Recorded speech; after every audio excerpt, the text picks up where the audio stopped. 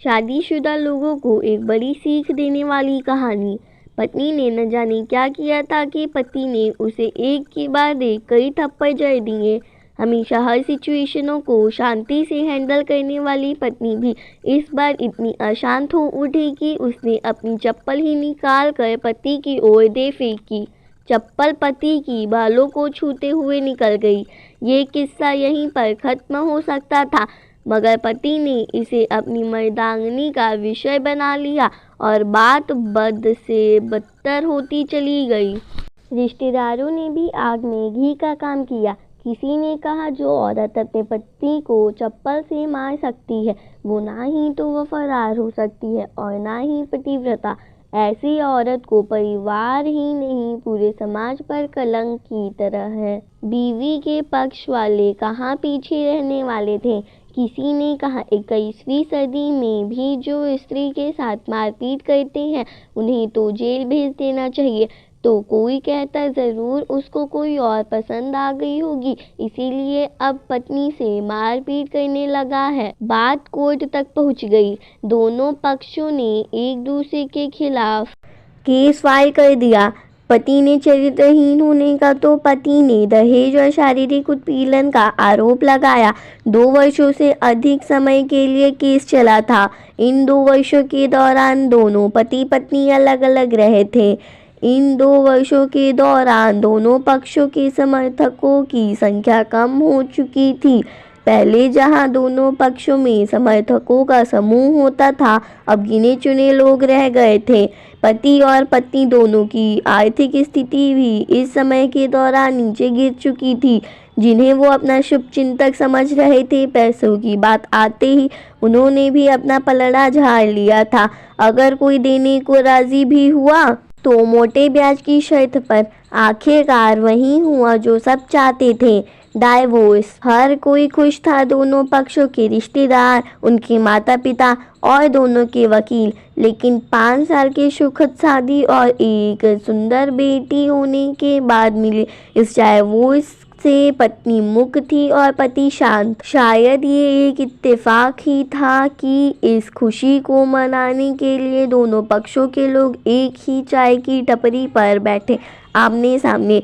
इत्तेफाक इसलिए क्योंकि ज़्यादातर लोग जो एक दूसरे के विरोध पक्ष का सपोर्ट कर रहे थे वे एक दूसरे को अच्छे से जानते भी नहीं थे। पति पत्नी भी इन सभी से दूर एक दूसरे के सामने मेज पर बैठे।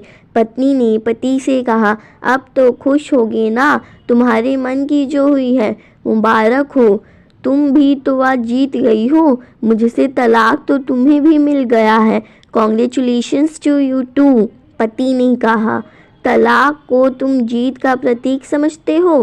पत्नी ने पूछा। पति चुप रहा। थोड़ी देर की शांति के बाद पति ने कहा, मुझे तुम्हें 5 लाख रुपए अभी और हर महीने 8,000 देने का आदेश है। अभी मेरे पास पैसे नहीं हैं, इसीलिए हमारा मतलब मेरा जो सिटी में फ्लैट है उसे तुम्हारे नाम कर देता हूँ। पत्नी बोली, लेकिन उस फ्लैट की कीमत तो 18 लाख की है। हाँ, लेकिन हमारी बेटी तुम्हारे साथ है और आगे जाके उसके खर्चे भी बढ़ेंगे, तुम्हें थोड़ी आसानी होगी। पति ने कहा, नहीं नहीं, मुझे सिर्फ 5 लाख ही देना और तुम हर महीने 8,000 तो देने ही वाले हो, मैं मैनेज कर लूँगी। अगर 5 लाख नहीं है तब भी कोई बात नहीं, पत्नी बोली। दोनों फिर से शांत हो गए। पति सोचने लगा, कितनी भोली और समझदार है ये औरत, जो कुछ समय पहले तक मेरी पत्नी थी और अब अनजान। ये वही है जो कम से कम खर्चे में घर चलाती है और पैसे बचाकर मेरे जन्मदिन और बर्थडे पर हमेशा मेरे लिए नए कपड़े खरीद लाती। कभी बीमार भी हो जाती तो पैसे बचाने के लिए मुझे मालूम ना होने देती और घरेलू नुस्खों से अपना इलाज कर लेती। मगर घर में कोई और बीमार होता तो तुरंत डॉक्टर के पास लेकर जाती। मेरी ही मति मारी गई थी। मैं ही अपनी झूठी मर्दानगी के चक्कर में इतनी बड़ी गलती कर बैठा।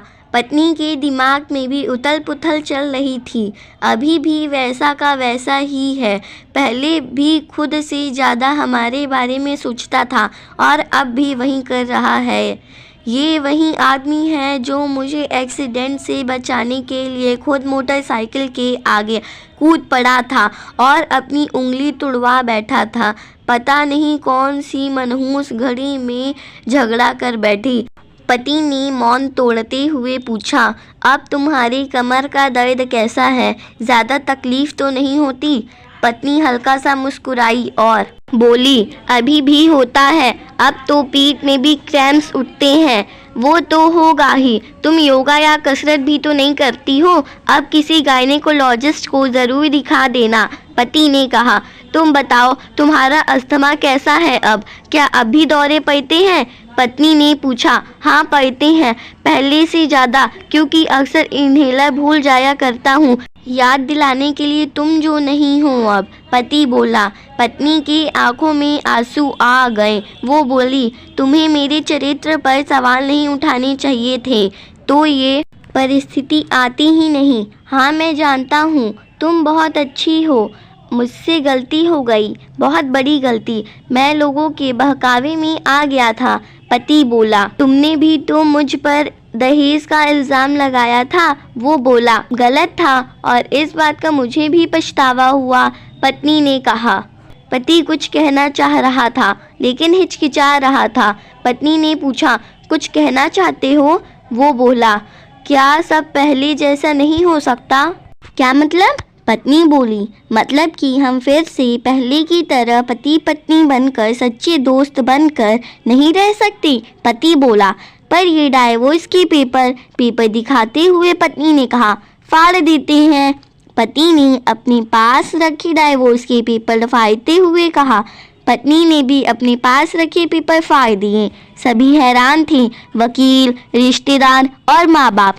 पति पत्नी दोनों एक दूसरे के हाथ में हाथ पकड़े अपने घर की तरफ चले गए।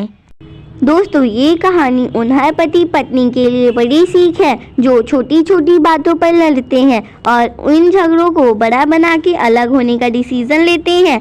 प्यार और झगड़ा तो एक सिक्के के दो पहलुओं की तरह है। दोनों को स्वीकार करना होगा, तभी ये पवित्र रिश्ता उसकी मंजिल तक पहुंच पाएगा। दोस्तों, आपको ये कहानी कैसी लगी हमें कमेंट में ज़रूर बताएं। कहानी अच्छी लगी तो वीडियो को लाइक करें और चैनल को सब्सक्राइब करें। वीडियो को एंड तक देखने के लिए बहुत बहुत धन्यवाद।